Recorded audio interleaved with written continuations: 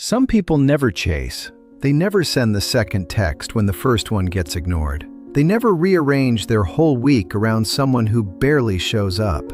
For years, this looked like a personality trait. It seemed like something you either had or did not have. Attachment science says otherwise. It says this behavior is a pattern, and patterns can be traced, studied, and even changed. Attachment theory started with a simple question. Why do some children cry and cling when a parent leaves the room, while others barely react at all? Researchers in the 1970s ran an experiment called the Strange Situation. A parent would leave a child briefly with a stranger, then the parent would return. How the child responded on reunion revealed something deep about their internal wiring. Some children ran straight to the parent and calmed quickly. Others clung desperately and stayed upset. A third group barely reacted, appearing almost indifferent. These patterns had names: secure, anxious, and avoidant. The surprising part came later.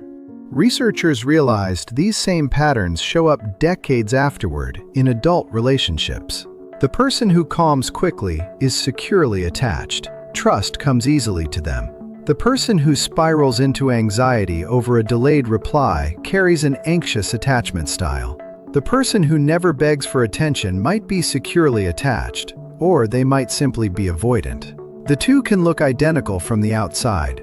Only the internal experience tells them apart. This is where the science gets genuinely interesting. A securely attached person does not chase. They trust the relationship will hold, even through silence. Their nervous system was built early on to expect a return. Someone leaving the room or going quiet for a day does not register as abandonment. It registers as a normal pause. An avoidantly attached person does not chase either. The reason is completely different. Chasing feels dangerous to them. Closeness itself can feel threatening. Their calm is not trust. It is distance disguised as peace. Epictetus, without ever using the word attachment, described something remarkably close to secure functioning. He taught that peace comes from focusing on what is within your control. Nothing outside that circle matters as much. Your effort, your honesty, your presence, these depend on you. Whether someone reciprocates does not. A person who internalizes this distinction naturally stops chasing. It is not coldness, it is clarity. They already know demanding an outcome from someone else's heart was never a real option in the first place. Marcus Aurelius wrote something that reads almost like an attachment researcher's case note. He said that needing something desperately from outside yourself is a loss. It is a loss of inner control. Modern psychology calls this an external locus of control. It is a mind that outsources its own stability to someone else's behavior.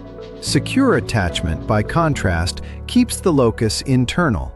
Peace does not depend on whether they text back tonight. The interesting twist is that secure attachment can actually be built later in life.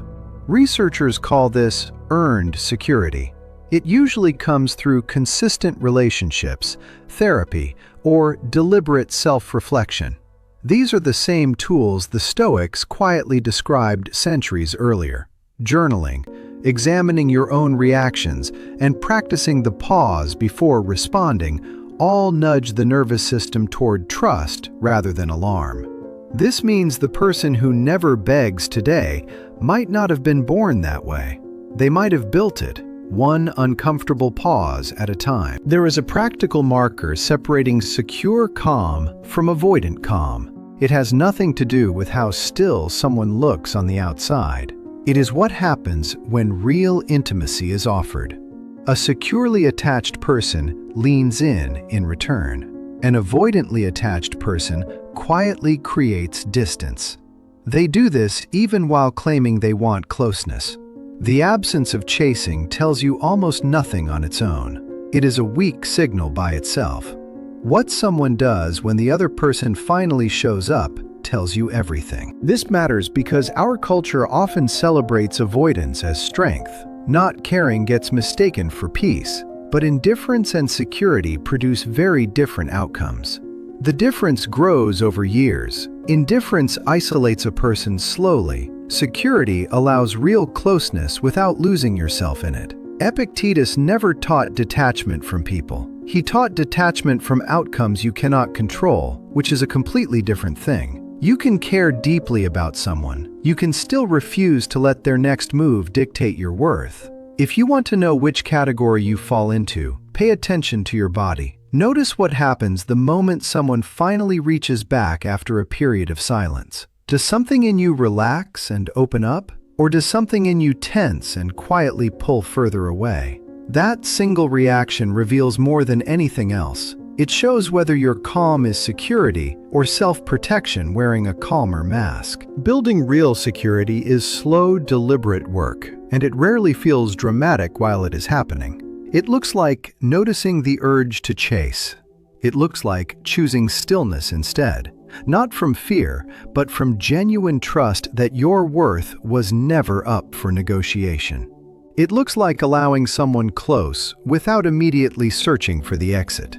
Marcus Aurelius practiced this daily through nothing more than short written reminders to himself. You can practice it the same way, one honest pause at a time. Eventually, stillness stops being a performance and starts being real. Think about the last relationship where you felt genuinely calm. Was that calm because you trusted the person completely? Or was it because you had already quietly given up on needing anything from them? These two states can feel almost the same in the moment. They lead to very different places over time. One builds intimacy. The other slowly builds walls disguised as peace. Researchers who study adult attachment often use a simple interview to sort people into categories. They ask about childhood relationships with caregivers, and they listen less to the facts described and more to how the story is told. A securely attached adult tells a coherent story, even when the memories are painful. An avoidant adult often minimizes the pain entirely, insisting nothing really affected them. The content of the memory matters less than the relationship to the memory itself. This detail matters for anyone trying to change their pattern. You cannot fake secure attachment simply by acting calm on the outside. The nervous system knows the difference between real safety and performed indifference, even when the mind does not consciously notice yet. Real change starts with honesty about which one you are actually practicing, not with forcing a certain kind of stillness onto yourself before you are ready for it. Seneca wrote that most people rehearse their fears far more often than they rehearse their courage. Attachment work is essentially the opposite kind of rehearsal, done on purpose. It is choosing again and again to imagine safety instead of abandonment, until the nervous system slowly starts to believe the new story. This is not something achieved in a single insight or a single conversation. It builds the same way any real strength builds, through repetition, patience, and small, quiet moments most people never notice from the outside.